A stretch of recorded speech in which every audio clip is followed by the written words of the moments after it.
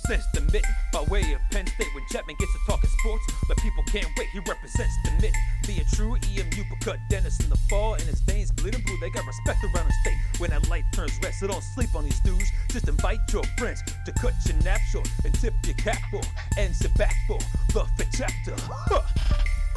Brian Chapman. Dennis Fithian. When they open their mouths, they spit in the facts, bro. This ain't even optional, man. You just have to tune into YouTube to watch the broadcast or download it to your phone to peep the podcast. They mix laughter, they get after. It's all captured in the Fith chapter. That's right. Welcome to the Fith chapter. I am Brian Chapman. He is Dennis Fithian, and we're ready to go for episode 53 with 5 more fantastic chapters. Yeah. Hey, happy July to you, chap. Hope you were able to stay cool today with that air conditioner as we got up close to 80 degrees. Yeah, it was 76 here in Southfield, and I was actually sweating a little bit in my apartment, and then I was sweating even more when I went out for a little jog. It's probably going to be one of the final jogs I take outside this year. But yeah, it was really nice. You should have seen me sweating Saturday around 12:15. Yeah, I started. I don't even know if I would say I was sweating. I was just dejected by about 4 p.m. when it was clear that my team was tanking once again. Now, I wonder, is it just like the NFL where if you tank, you can get yourself a top 5 recruiting class? Is that the way it works? Unfortunately, it works in reverse in college. If you lose recruits, and you get your coach fired, and the fans don't like you anymore. So, no, it's the exact opposite in college. So I heard it dubbed Sad Valley this week, and I understand. Yeah, it's Sad Valley, that's for certain. Well, we're certainly going to be talking a lot about that later in the show. I want to thank everybody who is tuning in for episode 53, everyone who's watching via YouTube, via Facebook Live, and via Twitch, and to all those who are listening to the podcast via Apple, Google, and Spotify. Make sure that you like, subscribe, and participate by sending in your feedback. Dennis will be reading that feedback during the course of the show. Also, before we get going, let's take a look at today's book. And as you can see in the second chapter, we'll be talking about Joe Milton, the quote-unquote next Cam Newton. Is he going to be just another Harbaugh bust, or can he turn it around for the Wolverines? In the third chapter, just what Dennis and I were talking about, who's going to finish dead last in the Big Ten East? It's not Rutgers' crown anymore, necessarily. Michigan's in the mix. Penn State's in the mix. Michigan State's in the mix. Is Maryland completely out of the conversation for dead last? In the fourth chapter, we've got reports saying that Minnesota wants to trade down from the number 1 overall pick in next week's draft. We've got a report saying that Golden State wants to trade down from number 2. And, of course, the Pistons are interested in trading up for LaMelo Ball. Could a deal be done? And in the fifth... what the heck? Why does it say story time again? No, we don't have story time in the 5th chapter. It's the major wager. But, Dennis, let's start off with the first chapter. And that takes us to the same old Lions. As you guys know, last week I went down to the casino and put some money on the Vikings to beat up on the same old Lions, -4. I knew it would be an easy victory because the Lions are no good. No Galladay, no Flowers, Stafford not practicing all week, no more Patricia push. That came to an end. And I was right on the money, literally. Hope you guys followed my betting advice. The Vikings led 13-0 after the first quarter and cruised to a 34-20 win over the Lions. And they never had an answer for Dalvin Cook throughout the game. He had over 200 yards rushing. The defense stunk, and it stunk so much that I pointed my bony finger of blame at the defense. Here's the tweet that I put up after the game. I blamed, in particular, Corey Unlin, the defensive coordinator, and Matt Patricia, the rocket scientist with a pencil in his ear, who's supposed to be a defensive genius. They gave up 34 points, gave up 487 yards, gave up almost 9 yards per play, and Kirk Cousins was pretty much dinking and dunking and getting a whole lot of yak.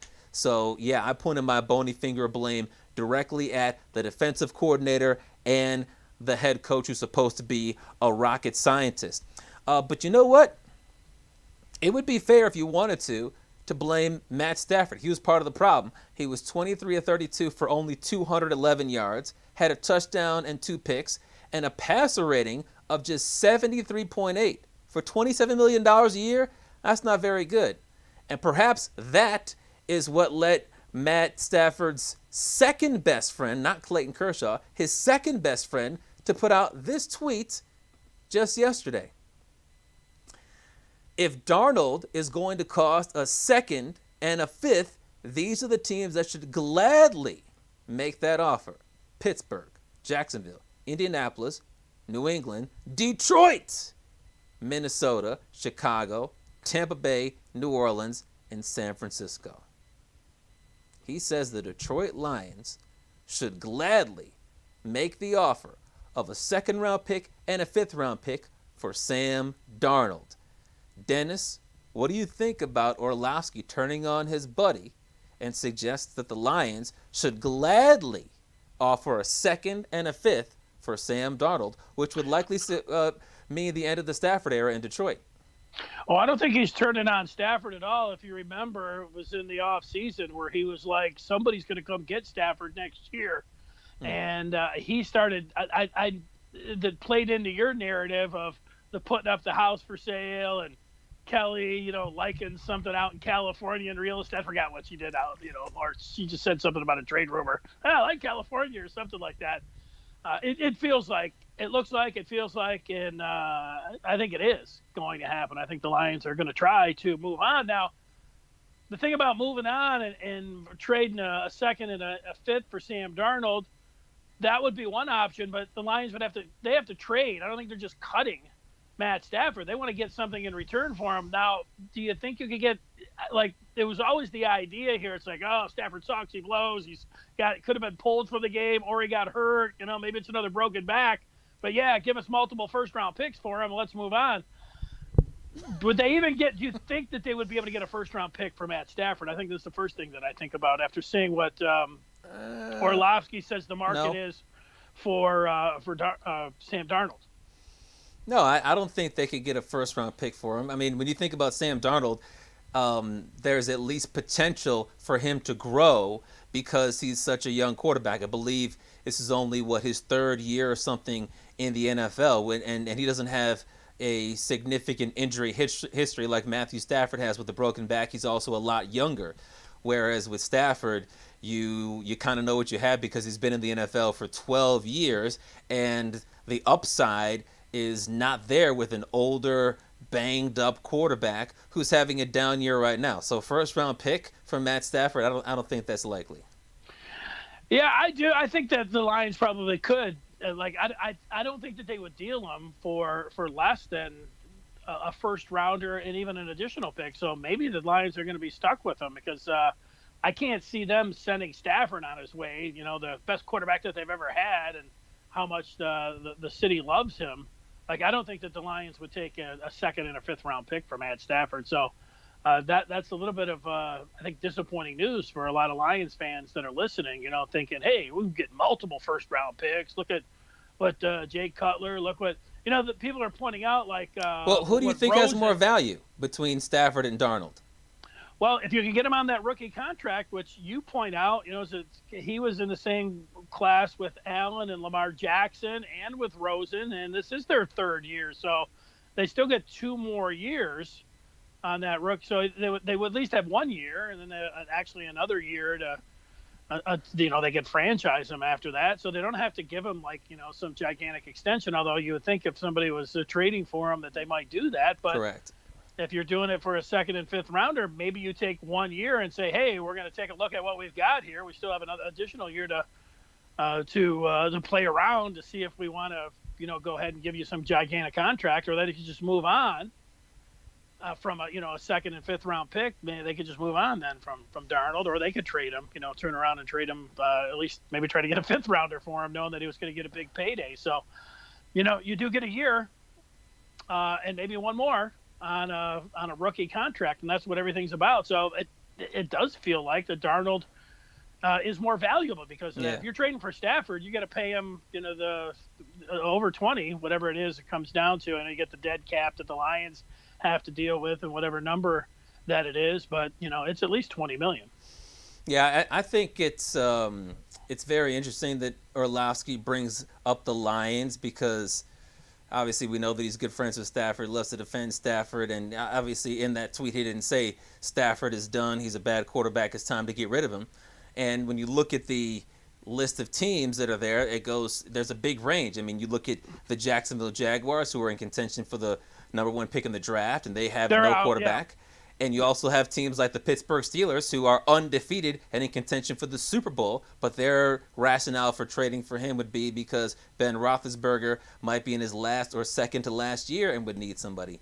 I think that obviously if Stafford was great and wanted to remain in Detroit, then the Lions would not gladly trade a second and a fifth round pick to get a backup quarterback for Stafford. The only reason you would trade a second and a fifth round pick, or a second round pick just period, would be if you're trading for a starting quarterback. And that's especially considering they just signed Chase Daniel to a 3-year, $13 million contract to be the backup.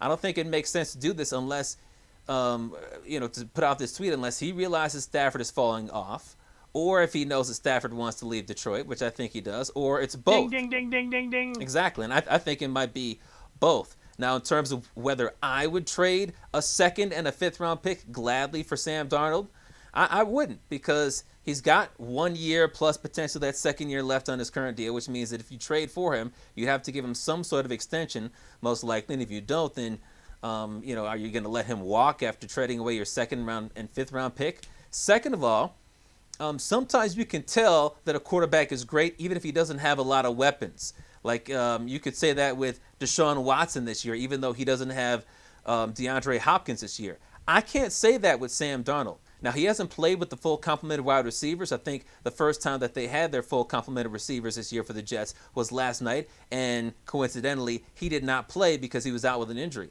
But I can't sit here and say that Sam Darnold just needs to have some receivers. He just needs talent around him. Otherwise, he's great. Third of all, these quarterbacks that are showing promise or greatness are all being drafted in the first round. And I would say, why wouldn't you have the Lions just draft a quarterback in the first round? You look at the last 3-4 years, you got Trubisky, Mahomes, Watson, Mayfield, Darnold, Allen, Rosen, Jackson, Murray, Jones, Haskins, Burrow, Tagovailoa, Herbert, and Love all drafted in the first round. 5 of those are already good to great. 6 are promising, and only 4 of those, I would say Trubisky, who's made a Pro Bowl, Rosen, Daniel Jones, and Haskins, are disappointing or busts. So if I'm going to get a quarterback, I would just go for a first-round pick quarterback. The only retread I can think of in recent history who actually looks pretty good is Ryan Tannehill. And the fourth and final reason that I wouldn't do it is because the next GM might rather have those assets to turn around a depleted roster instead of putting assets toward a guy who is clearly not a future Hall of Famer and probably not a future Pro Bowler. Yeah, well, you know what? The hard thing about Darnold is he does play for the Jets, and he has shown some flashes there. And the thing about, going in the first round, they don't have a shot at Trevor Lawrence or Justin Fields, and maybe not even Trey Lance out of North Dakota State, who's rated as the third guy there. But you might be able to get somebody like, what's his name, Kyle Trask from Florida. He could be in the mix. Lions picking around 10th after they bottom out here. I mean, so you're talking about, you want a guy like Trask and try to salvage and get anything you can for Stafford, or do you want to look in second and a fifth rounder for Darnold? The one thing, I think you get a grace period of a year there, so that's the intriguing part. You are giving away a second and a fifth, but you get a year with him before you have to commit buku cash. I kind of like that idea. Let's get to some of this feedback. There's a lot of feedback is rolling in here, chap, at least on Facebook right now. And I even have to scroll down here to get to it. Corey wants a shout out. What's up, boys? Shout out, please. There you go, Corey. What do you think about the Lions and what we're talking about? Paul's a big hockey guy. He can't wait for this upcoming week. I can't either. I'll be taping some games and watching them back. Looking forward to Michigan and Arizona State. Paul, coming up on Saturday. Tim P. he doesn't want a shout out. I'm just going to give him one. What's up, Tim? He says, I definitely think the Lions need to move on from Stafford, but not sure I would want Sam Darnold. And Paul saying 4th round or skip the trade offer. He only wants to give up a 4th rounder for Darnold. How about a Galladay trade? Trade him in the trade mix. Kenny Galladay for Sam Darnold? I'm not Also, doing who's that. going to trade these players? The GM and coach should be dismissed. Yeah. Well, that's a good point. They are going to be dismissed, hopefully.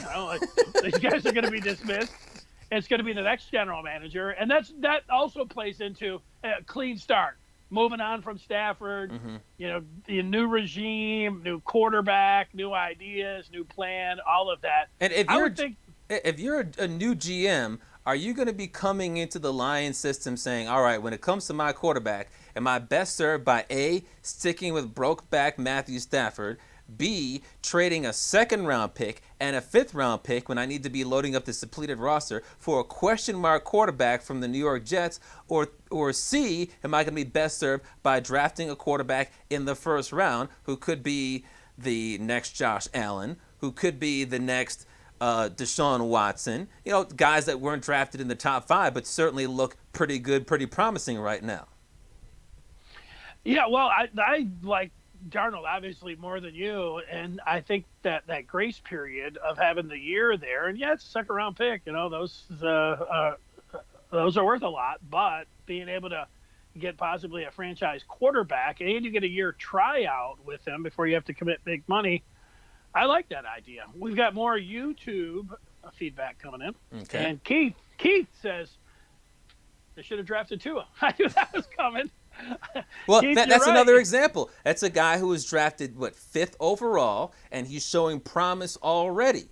He's only played in 2 games, and he's already showing promise. So the Lions would not have to give up an asset to get themselves a Tua-like player. Who was drafted right after that? Justin Herbert. They would have to give up an asset to get a Herbert-like player, but they'd have to give up a 2nd and a 5th-round pick to get a guy who has been a question mark, been struggling, and we're sitting around wondering, well, is it the assets? Is it the fact that he doesn't have any talent around him? Or is it the fact that Sam Gase is really good at bugging his eyes out but not much else?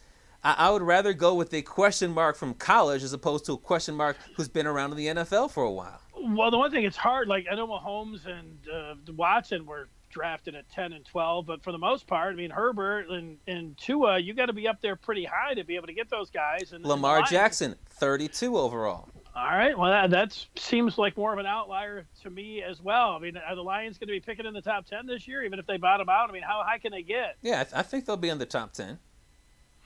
I mean, they're playing some really bad football right now. Kenny Galladay, they have not won a game this year when he doesn't make a catch. I don't think he's going to be coming back for the next game against Washington FT, which is a winnable game if Kenny Galladay plays. So that put them potentially at 3-6, and that puts them one game closer to that gauntlet of 4 extremely losable games to start out December. And if they lose those 4 games, and they're talking about 10 losses with 3 other games on their schedule. I'll tell you this: if the Lions have 10 men on the field again for some big play for the Washington football team, they should all be fired this week. This would be the 3rd week in a row if it happens. It happened twice 2 weeks ago, and then it happened again this past Sunday. I mean, how ridiculous do things have to get for Sheila Ford Hamp if they want to get fired? Put another 10 out there. And Untitled today's like. I saw the quote from him. I'm like, yeah, that's just bad coaching. It's really bad coaching. Yeah. That's why I stuck my bony finger of blame at him and Matt Patricia. But that was good to give him the finger. Yeah. This is good. I'm ready to. I did. But I'll say this. Looking at that list, I think there's only 3 teams that it would make sense for them to trade for Darnold and giving up that 2nd and a 5th-round pick. And those 3 would be the Saints, the Steelers, and the Colts. Because they're all having good to great years. If you're having a good to great year, that means your 2nd-round pick is not going to be in the 30s. It's not going to be a borderline 1st-round pick. That means your 2nd-round pick is going to be in the 50s or 60s, meaning it's a borderline 3rd-round pick. And I'd be much more comfortable putting Sam Darnold on a ready-made team while you're giving up a low 2nd and a low 5th-round pick as opposed to giving up a high 2nd and a high 5th-round pick. It's a good point. Paul just wants to trade Galladay. He doesn't necessarily want Darnold. More from Keith. He had more to say than the Lions should have had Tua, but I stopped him there.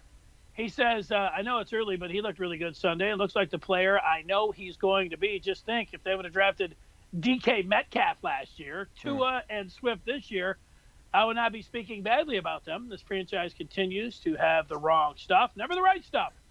The heck with big head Darnold. Well, they could blow it anyway. They could make the picks that Keith suggested and still blow it. That's not beyond the Detroit Lions' ability.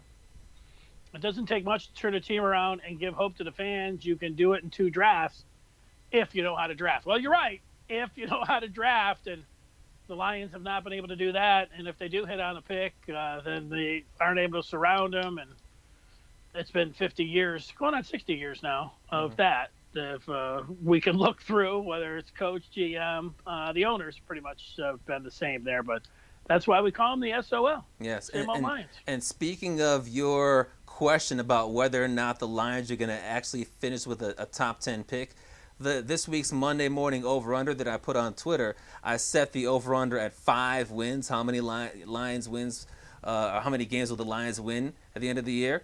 And here are the results on Twitter.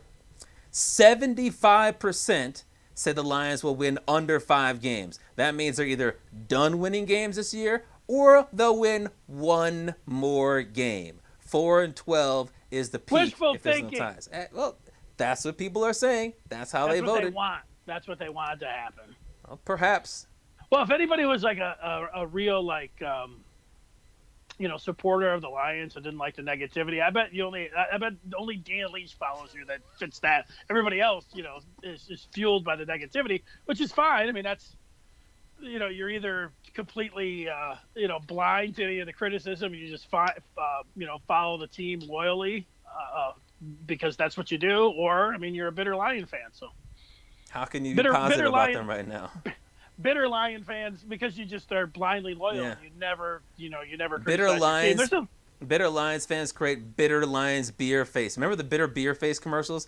I think every Lions fan, when they watch the game, were like, with the bitter beer face.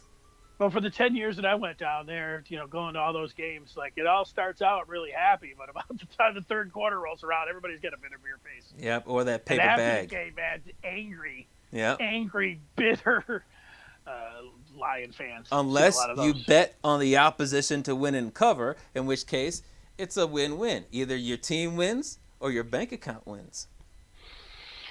Yeah, well, my first rule of gambling has never been on the Lions. Well, I followed that by betting on the Vikings. Yeah, well, I don't follow it. Fantasy football, I've put players in against them nonstop. And actually, I picked up Marv Jones Jr. this past week and actually put him in there. So that's kind of betting on the Lions. So he got a touchdown. I know he did all right. I won a game. I'm hanging in there. So I'm even breaking my number 1 rule myself. So once in a while. All right, let's turn the page to the second chapter. Yeah, that's me, and that gets us to No Ordinary Joe. Joe Milton played his 3rd game this past Saturday in Bloomington. The Wolverines lost to the Hoosiers 38-21. Wasn't as close as the reach that they're calling it now after that the big play by Penix in the opener against Penn State, where he beat your team, the reach, as they were calling it. But is it a reach to think that the Wolverines have found their QB in Big Joe Milton, number 5, Chapman? Yeah, it's a reach. I have absolutely no confidence in Joe Milton. To me, it's been 3 games, and he's just another overhyped Harbaugh quarterback bum. He was hyped when he was recruited with 4 stars or whatever coming out of Florida. He was hyped when he beat out Dylan McCaffrey, your boy. He was hyped when he played a decent but not great game against Minnesota because they won by 25 points, and everybody expected that Minnesota was going to be a great team, and they were comparing him to Cam Newton during the game. And then he was terrible against the Spartans. He was pretty bad against the Hoosiers. And, I mean, I've spent a lot of time since that loss to Indiana thinking about his play and also thinking about that video we played last week when he said that he didn't know who Antoine Simmons was. And obviously you could make the case that he was just trying to trash Michigan State after they lost to quote-unquote little brother. But I continue to believe that he really didn't know his name. And that shows a lack of preparation. He didn't seem to be prepared to play quarterback when he was launching balls 5 yards beyond open receivers, when he was scrambling backwards for big sacks. The guy just seems like He's the big man on campus because he won the starting quarterback job at Michigan, which is a prestigious job in college football. And he's just going to love the stature that comes with it. He's going to love the girls that are going to come with it, even though on the University of Michigan campus, everybody is supposed to be locked inside their dorm and nobody's supposed to be coming back for the spring semester or the winter semester, whatever it was. I think he likes the comparisons to Cam Newton. But when it comes to performing, he's a dud. He's played two awful defenses in Minnesota's and Michigan State's, and he played a mediocre defense in Indiana. He's only completing 61% of his passes. He's thrown 4 touchdown passes. 3 of them were against Indiana, but his second pass of the game was in the third quarter when Michigan was down by 17 points. His third touchdown pass of the game came in the fourth quarter when Michigan was, guess what, down by 17 points. Sounds like stat padding to me. There's nothing to this guy, nothing to Joe Milton. He doesn't have what it takes to be a great quarterback. And I can't imagine that a quarter or almost halfway through his third year, he's just going to figure it out and be the guy Michigan fans want him to be. Well, that's a pretty important thing that you said there at the end. You know, this is just his third game. Well, he's been in Michigan's program for a couple of years here. Yeah. You know, getting game experience, guys that not everybody just hits the field as an All-American. Like, he did a good job in his first game against Minnesota. You know, you give him an A for what he was able to do there. But there wasn't much to like against Michigan State. And you had to wonder, if you are a Michigan fan or a college football fan, is if the staff was holding him back, if they were, not wanting them to put the ball downfield, because he wasn't able to throw the ball downfield with any accuracy. And you wonder if that they needed to let him loose a little bit. And there was, that when you lose a game and only put up 21 points like they did this past Saturday, I'm not patting Joe Milton on the back, but there were some signs there of him doing some pretty good things. But you know what? I'll give you this, Chap. You're pretty consistent about, if you don't see it right away from somebody in college, you label them a bust, or if the sucks, or in this case a dud, where, there's more examples of guys that progress, through their college career, even at quarterback, and turn out to be good quarterbacks, maybe even pro prospects, than there are the guys just, hit the ground running. Well, Joe Burrow is an example of that because he came to LSU after transferring from the Deep South Buckeyes. He was just okay in 2018, and then he had one of the most exceptional years you'll ever see in college football as a senior in 2019.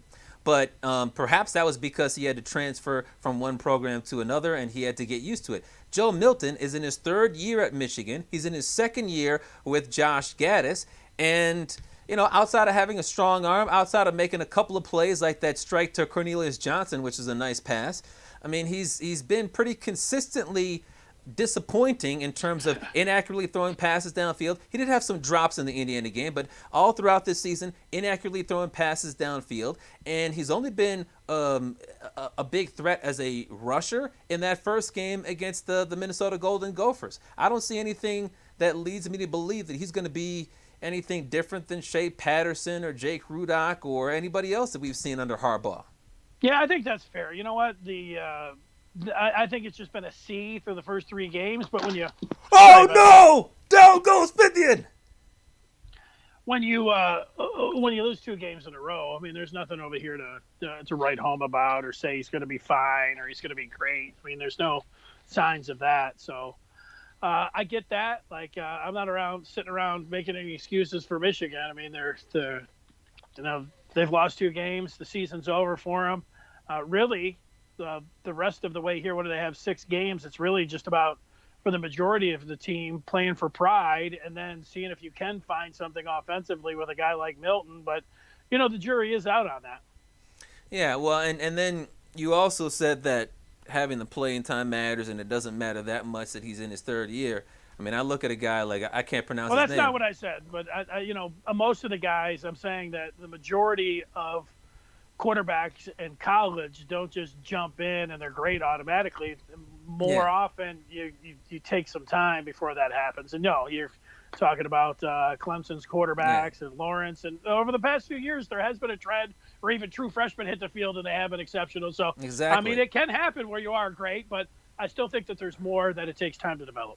I think it can take time to develop, but I just think if he's been there for 2 years, sitting around learning and waiting and hopefully getting coached up by Gaddis and Harbaugh, And now he's gotten the opportunity to play, and against some pretty bad defenses, he's completing 61% of his passes. He's padding his stats in garbage time against Indiana. I mean, why am I going to sit here and be impressed? One of the things that we talked about on Thursday, in terms of the keys to a Michigan victory, you mentioned that you wanted to see 2 Michigan running backs out of the 4 come out and ensure that they were the top running backs on the team. And they only had 12 carries by running backs. Haskins got 6 of those carries, but the running backs didn't do much to distinguish themselves. One of my keys was that Milton had to be more accurate than Penix. Penix was not extremely accurate. He was 30 of 50. That's 60%. Milton was less accurate, 18 of 34 with 2 interceptions. And so if you're going to put up numbers like that against a mediocre defense, what am I going to expect from you in, and that was a pretty big game for Michigan. What am I going to expect from you in other big games like Ohio State, like this game coming up this weekend against Wisconsin, depending on which players are eligible to play for the Badgers? And then on top of that, the demeanor from the press conference last week. I watched his press conference after the game against Indiana, and he just doesn't seem like he's a leader, like he's going to carry this team to any sort of greatness from the quarterback position. All right. Well, you know what? I still think he has a chance to be a good quarterback. But I'll give you this. He's been so-so, and the coaches have let everybody down. They've had a terrible 3 games. Not a first game they were good, but failing grades these last 2, and a myriad of things that they've done, from personnel decisions to play calling to scheme. So, yeah, I mean, the coaches at Michigan right now, underwhelming. Yeah, and it's on the coaches and it's on Milton to prove me wrong. All right, let's turn the page. Right. Do you want to get to some feedback or go to the 3rd chapter? Well, let's see. Paul's talking hockey here. He's saying TV announces expansion into sports wagering, football TV, new agreements with Epic and Stars. So that's soccer, right? No, that's, Paul, I don't follow soccer, so I'm not sure what's going on there. And Paul says Galladay for CD Lamb and a 3rd. How does that sound? Well, it sounds great for the Lions, but the Cowboys spent a 1st-round draft pick on CD Lamb, and they love him. I think if the Cowboys were trading CD Lamb for Galladay, they would want a number 1 in return coming back, so that's not happening. Well, they're also not going to trade for Galladay because Galladay is trying to get big money. Dak Prescott is trying to get even bigger money. They're not trying to – they need to spend some money on the defense. They're not trying to spend more money on another offensive piece. Not a wide receiver for sure. Get that right. No way. Let's see. At least things aren't as bad as they are in Crappy Valley. That's coming in from Keith. Maybe Milton will improve, but I'm not impressed. He looks like an athlete that has a prototype body for a quarterback, but I'm mostly disappointed in the coaches. Harbaugh has to go. Yeah, well, notice you haven't heard me bragging about Sean Clifford. And whenever we've talked about Sean Clifford throughout the course of the 5th chapter, I have been not so impressed. I'm in wait and see mode. So, yeah, it's pretty bad at Penn State. And speaking of which, as we turn the page to the 3rd chapter, outside of the Deep South Buckeyes, the standings appear to be upside down in the Big Ten East. You got Indiana tied for 1st with Ohio State. And if you look at the standings alphabetically, Indiana is in 1st place. You got Maryland in 3rd place at 2-1. You got RATgers in 4th place at 1-2 because they have the tiebreaker over Michigan State.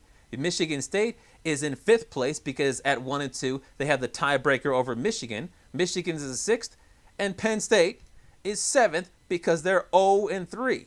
If you flipped the Big Ten standings upside down, except for Ohio State, it'd be more of what you would expect. But Michigan State, Penn State combined for 2-7 records. Maryland, surprisingly, 2-1 after blowing out my Nittany Lions. RATgers, 1-2. And it brings up a legitimate question. Who is going to finish dead last in the Big Ten East? This is a very hard question. Just so far through these games, the biggest shock, I was shocked that Michigan State beat Michigan. I was shocked that Maryland bounced back after how they looked, and they were able to put so many points up on you guys. That was shocking. And then Rutgers beating Michigan State. There's so big shockers there. I still think that I don't know what to think about Maryland. I haven't watched them. I just see their point total. Maybe you could tell me a little bit about, Talia Tagovailoa. His first game, he threw 3 picks, and Northwestern roughed him up. They only scored 3 points. So all of a sudden he's unlocked, and now he's like some superstar. I don't know. I still think that Rutgers is I'm going to say a fraud. I just don't think they're going to win that many games. So I'd still put Rutgers down there, but I don't know. I expect Penn State and Michigan to split the rest of their games, win 3 more. So I'll have Penn State and Michigan above Rutgers, but if State got their 1 win and they're good to go, maybe they'll fall down there too. Yeah, it is tough. Because you can only truly, I think, exclude Ohio State and Indiana, even 2 in Maryland, based on their 40-point loss in the first game, based on their name, based on their history. You wonder, are they going to be a fraud? Are they going to, face plant at some point? They showed no ability or no interest in being a fraud or face planting when they body slammed my Nittany Lions over the weekend. I'll tell you that. And Talia Tagovailoa looked like a Tagovailoa at quarterback. Is he as good as Tua? Probably not, but he was making some on-point passes throughout that game. But you look at these 5 teams that are in contention, and Maryland has been looking better each week, and they already have 2 wins. So is 2 wins going to be enough to ensure that they don't finish dead last? That's a possibility. And if they only need 1 more win in their final 5 games, they'll probably get that. Michigan, they look like a complete fraud, and they look worse each week. RATgers is 1-2, and you'd expect them to lose, but their 2 losses were to Indiana and Ohio State. So there's really no shame in beating Michigan State by 11 and then losing to the 2 best teams in the Big Ten East this year. I actually looked halfway decent against Ohio State too. Exactly. Like you're used to seeing the Buckeyes beat Rutgers like 73-7, and I think the final score was 49-27. So that's a really good moral victory if you're a Rutgers fan. I think Michigan State is going to finish dead last, and I think that their win against Michigan was based on motivation and determination, not talent. I think that part of it was also because Michigan was overlooking Michigan State. They outcoached Michigan, but and they got a great game out of that true freshman receiver Ricky White. But the Spartans came right back against Iowa and were down by 5 touchdowns at the half. They haven't made any progress. They were turning the ball over. Their defense was getting bullied, and they were non-existent. I think the Spartans are going to finish dead last, but it's not a guarantee because every team not named Ohio State and Indiana is in contention for that 6th spot and that 7th spot. And in terms of Penn State, they look worse every week too. Yeah, it's amazing. So I'm picking Rutgers, and you're picking Michigan State to bring up the rear. So, yeah. Sports TV service, not just soccer, Paul was saying. Okay. Yeah, check that out. I look at Penn State, and I say they could win out with their remaining schedule being Nebraska, Iowa, Michigan, Rutgers, and Michigan State. But they could also go 1-7 with their only win coming against Michigan State based on how poorly they played. Their offensive line can't block. Sean Clifford has regressed and is no good. I'm about as down on him as I am on Joe Milton. The defense was out of position all game against Maryland. It didn't make any sense. And then you look at Michigan, they're big frauds. They only can beat a fraudulent Minnesota team. And once they started beating their chest, they got exposed by Michigan State and then Indiana. And perhaps they were listening to Reggie Bush in the pregame show talking about, hey, can they beat Ohio State? And that was before that Michigan State game. And then they couldn't be competitive against them. I mean, Michigan has a bunch of winnable games. Like, all these teams have winnable games because they're playing each other. Fair enough. Paul says Notre Dame beating Clemson. That was a shocker. What did you guys think of that game? I didn't get a chance to see that game, but I wasn't surprised to see Clemson fall in that game because it was a road game. Indiana, the state of Indiana allows fans in the stands, and I think Notre Dame was having like 25 or 30% capacity, so there was kind of a home field advantage. And we saw that while that DJ Ngunga guy, whatever his last name is, he's a quality backup quarterback and is going to be good in the next couple of years, but he's not Trevor Lawrence. And somehow the defense fell off with Trevor Lawrence not there, which I don't understand. But well, they were missing some key players. So Uwe Ungungale is a hell of a player. There you go. And he played pretty well, but you know what? It was Etienne who let him down there at the end by not getting out of bounds. But the biggest thing about that was Clemson's defense. They're missing some key guys there, but they did not play that well. But, man, Notre Dame, credit them. Ian Book was awesome in that game. They got a true freshman tight end. It looked pretty good. Their running backs came to play. And it was a classic college football game, pandemic or whatever, man.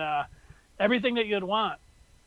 Except the fans rushing out on the field and being in a super spreader situation. You didn't want that, but everything else was pretty awesome. I think the chancellor or president or whatever of Notre Dame is in a pretty difficult situation because he was criticizing the fans for running out on the field. Meanwhile, he went to the White House super spreader event that likely led to President Trump getting the coronavirus.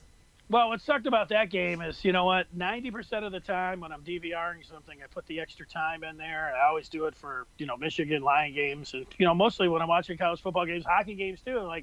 I do that 90% of the time. But the president-elect was coming on during the game. Yeah.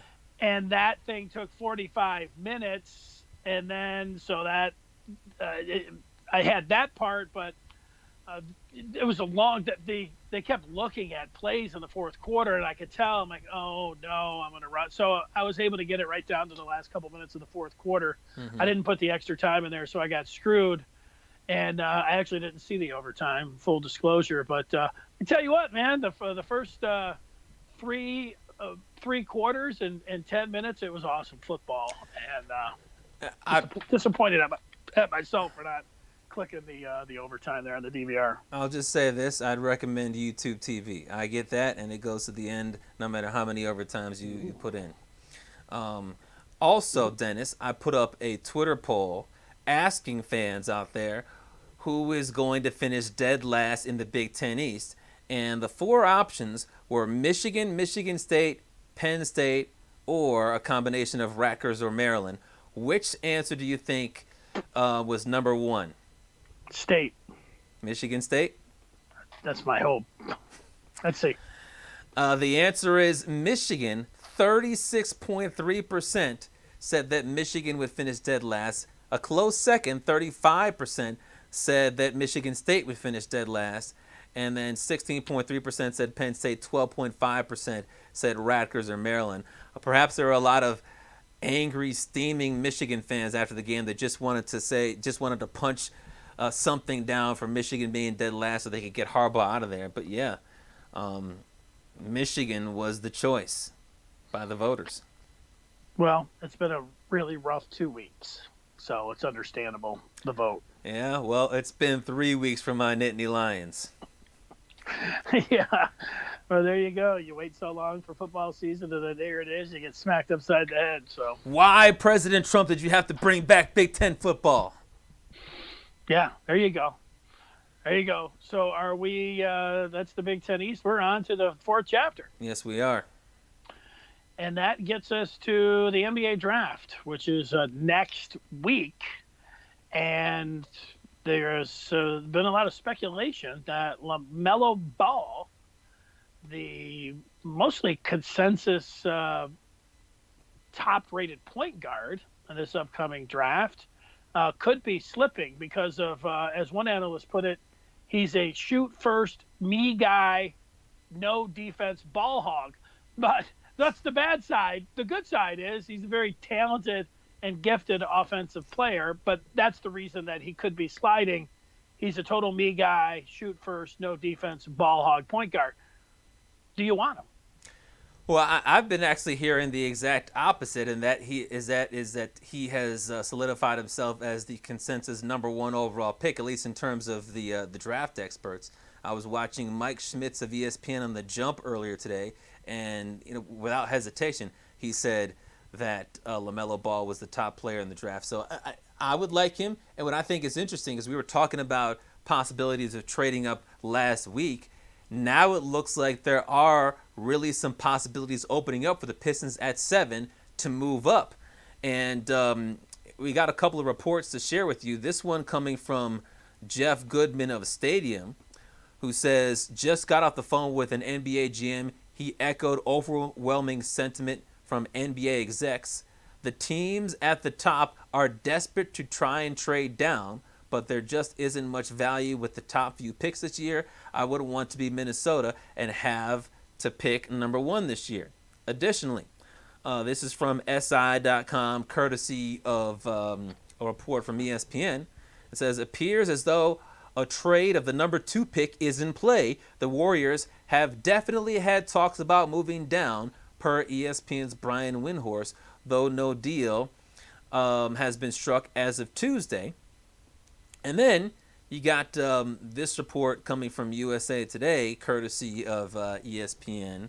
I think it was from an ESPN Plus article, where it says some popular picks among executives to make a move for Ball at number 1 include the Chicago Bulls, currently holding the number 4 pick, the Pistons number 7, and the Oklahoma City Thunder number 25, plus a stash of future firsts, of course, from the trades they've made in recent years. And I think it's fascinating that the top 2 teams are interested in trading down, and that it looks like the price to move up is going to be low because they're desperate to move down, and that last report said the Pistons would be willing to move up not just a couple of spots, but to number 1 in order to get LaMelo Ball. Look, if the price tag is going to be right, if it's what we were talking about last week, and it's just you add something like Luke Kennard to the number 7 pick to move up to number 1, because you got Minnesota who's desperate to move down.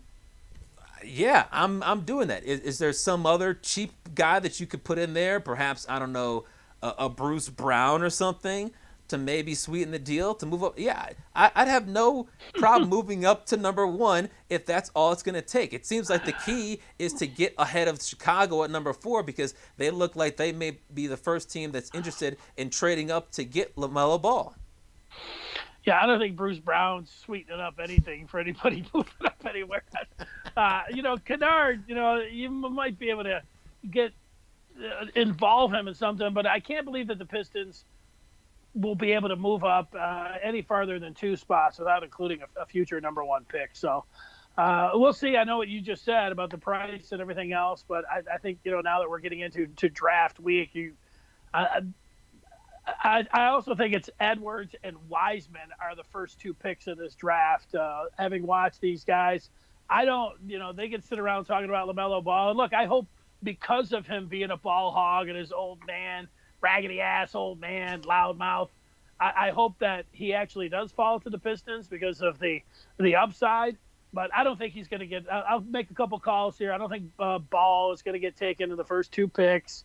And I think it'll be Edwards and Wiseman. So that's the way I feel. That's what I'm looking at here. And I still think the Pistons will probably just sit there at 7. And I think they'll pick Killian Hayes if he's there, the left-hander from France. I think they would like to have LaMelo Ball, but I think he'll be gone. And I think that they'll take Hayes, and I think they'll be pretty happy there. I don't want to see them get Ty Halliburton from Iowa State. I mean, he just seems like a weird jump shot. Yeah, I mean, he doesn't look like he's a super athlete. He just looks all right. He's a sophomore, so he's a year older than these guys. I like Hayes, and I like Ball if he would fall there. But Killian Hayes, as I'm sitting here a week out, that's who I think the Pistons will draft at 7. Yeah, if they stand at 7, I'd like them to get Denny Avdia. But I like him too. Yeah, but I think that I think that they're desperate for a point guard. I think that's the direction that they're going. Well, it was interesting when I was watching Mike Schmitz on The Jump.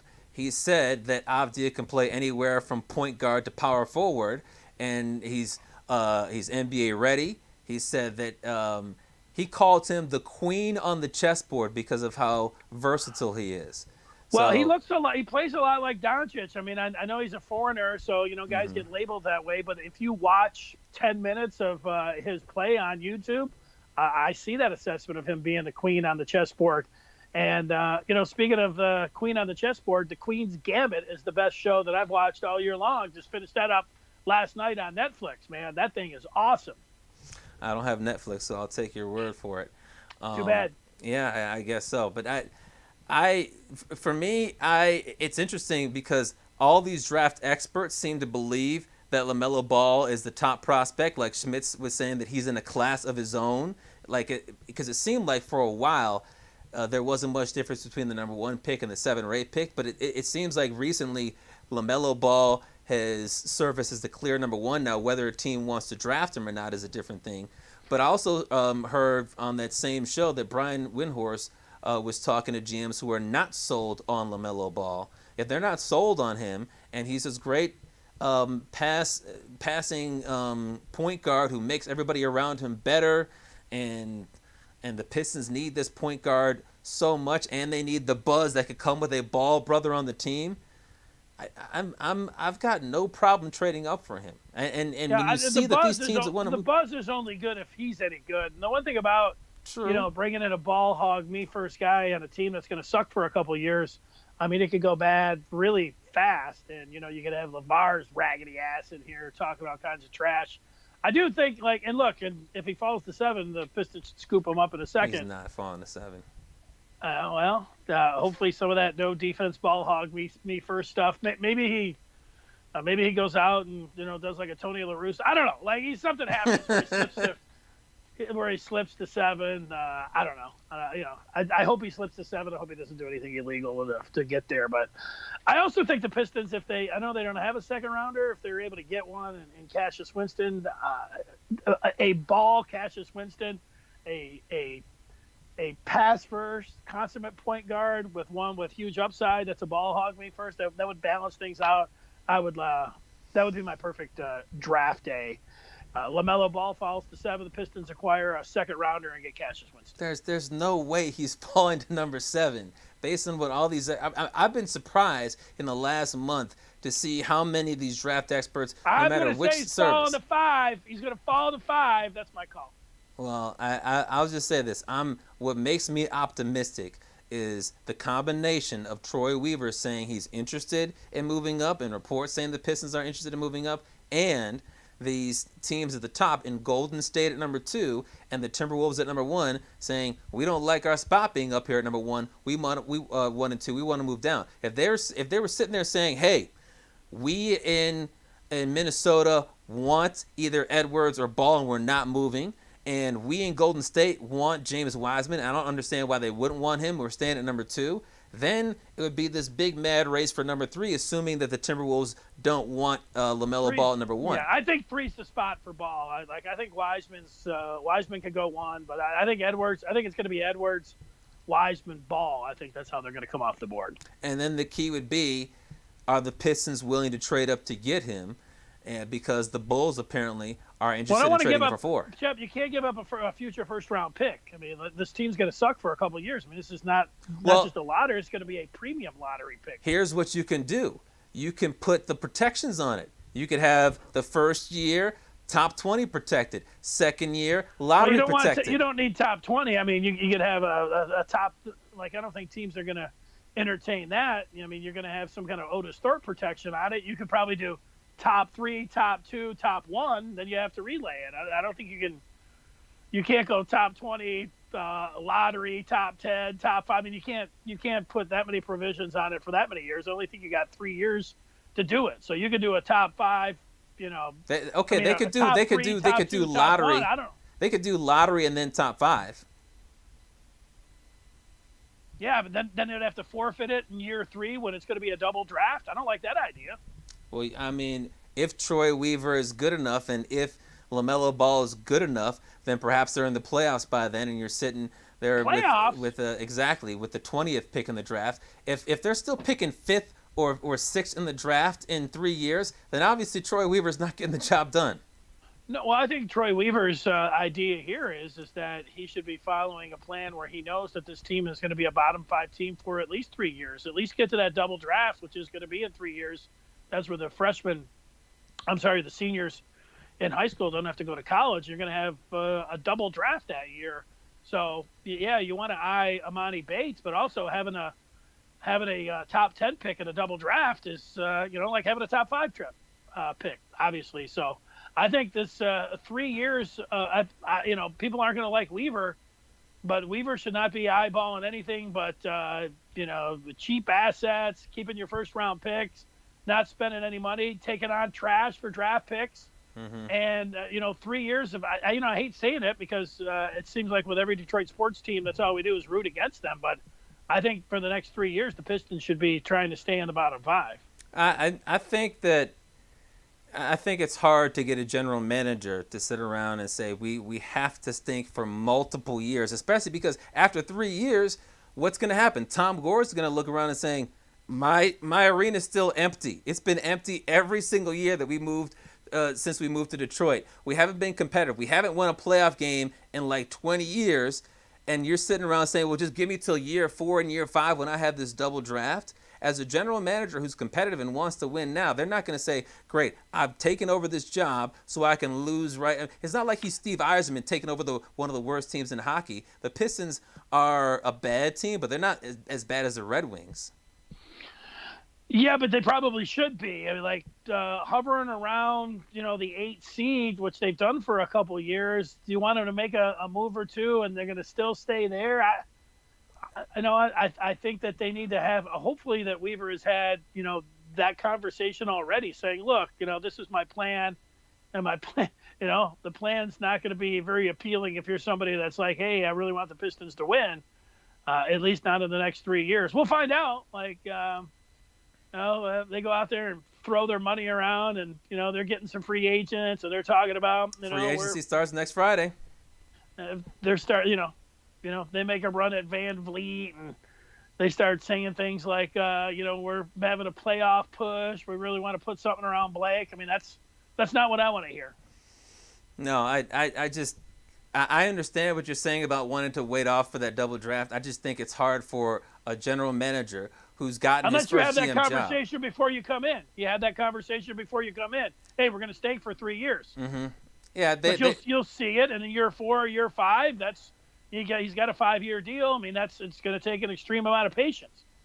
Yeah, that's true. I just think when you've been wanting a job like this, because this is the peak of a scout or a talent evaluator's job. If you're a basketball player, you want to make it to the NBA. If you're a scout, you want to just not make it to the NBA. You want to be a GM and run a team.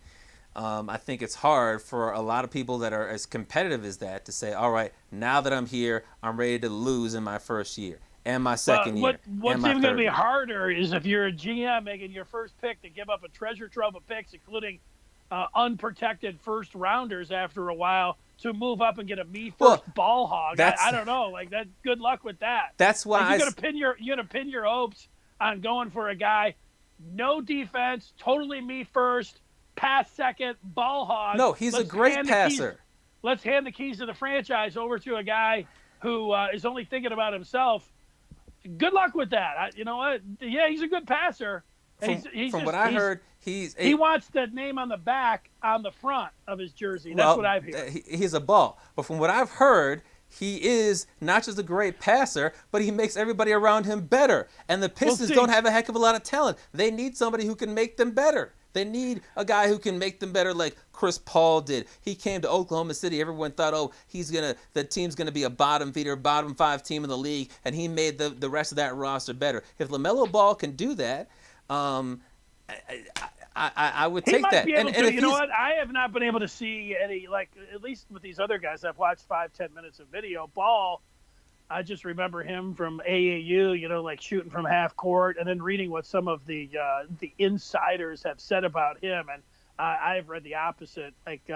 People want either to put the Ball name on the front of his jersey, or they want to put Hog on the back. He's a me first point guard. Those are, it's a real boon or bust type situation with him. Coming into a bad situation, woo, good luck. Well, at least he doesn't have a raggedy-ass coach, according to LeVar. And I'll just say this. He's going to have a raggedy-ass team, though. That's true. But I'll just say this. Look at the mock drafts right now that are put out in the last 2-3 weeks. I don't think you'll find any. If you do, you won't find many that don't have LaMelo going number 1. Yeah, he's not going with the first 2 picks. I already told you that. So we'll see. Well, he might have a team trades up for him. Hopefully it's not the Pistons. All right, we have some feedback. Are we going to go to the fifth Probably chapter? After your passionate talk and how you've been. You were pretty passionate too. Key says the Pistons are bad, one of the worst rosters in the NBA. I think Ball will be a bust, just like his brother. Well, you know what? I don't think he. I'm a truther for Lonzo Ball, so I liked him coming out. And if he is, that's the one part about it. If he's like his brother, I'm going to like the pick because I love watching Lonzo Ball play. Keith says Patrick Williams from FSU is a sleeper. I think in the last few weeks he's been shooting up those draft boards, Keith. I saw NBADraft.net had the Pistons taking Patrick Williams at number 7. Yeah, I've seen that too. I believe it was Rod Beard saying that Williams has been linked to the Pistons as well if they stand pat at number 7. He's not a point guard. No, he's not. I doubt that. I think they're going to take a point guard. And if they don't take a point guard, I want Abadan. Yeah, and he might end up playing point guard, for all we know. All right, let's turn the page to the 5th chapter, and that takes us to the major wager where we had some major success last week. Heck yeah. I was getting down after building my bankroll up and got a little on tilt and decided with just $275 left after building it up over 50 shows that I was just going to throw it all out there and go for broke.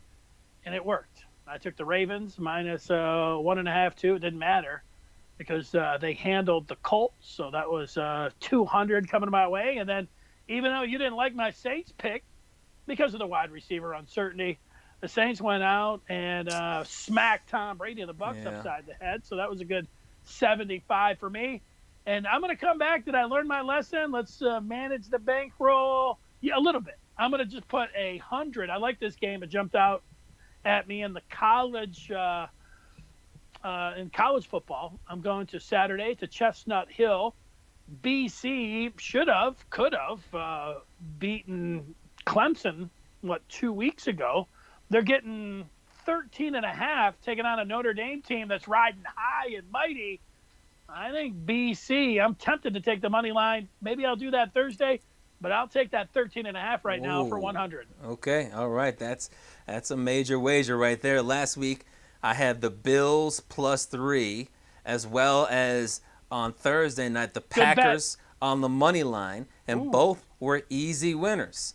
I also told you guys about how I bet the Vikings at -4 against the Lions, and that was an easy winner. So both of us. Did you hit a parlay? Actually, yeah, I hit a 2-team parlay because I had the Vikings -4 and Indiana on the money line against Michigan. So that was a nice little payday right there. I'm going to stick with Indiana. They're only a 7.5-point favorite at the Michigan State Spartans. This is the Hoosiers' year. I think they smell blood in the water. They have a 1-game schedule where if they beat Ohio State, then they're going to win the Big Ten East. I don't think they're going to look past the Michigan State Spartans. So I've got Mel Tucker and his, he coached his squad up to beat Michigan. And aside from that, they've been pretty bad this year. Matter of fact, they've been awful this year. So I'm going to take Indiana to win and cover that 7.5-point spread. I said the Spartans are going to finish dead last in the Big Ten East. They're going to look like it this Saturday when they get clowned. All right. Chapman pulling in friends from everywhere in the state of Michigan. All right. Well, that's going to do it. Thursday, I guess we'll have some more heated NBA draft discussions. We'll see where that goes.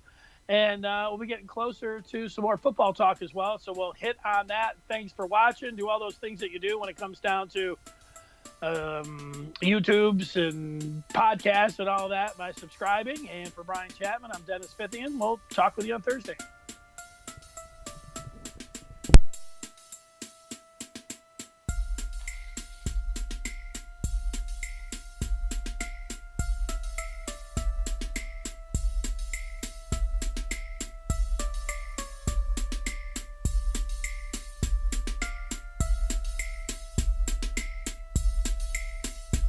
He represents the mitten by way of Penn State. When Chapman gets to talking sports, the people can't wait. He represents the mitten. Be a true EMU, but cut Dennis in the fall, and his veins bleeding blue. They got respect around the state when that light turns red. So don't sleep on these dudes. Just invite your friends to cut your nap short and tip your cap for and sit back for the Fith chapter. Brian Chapman.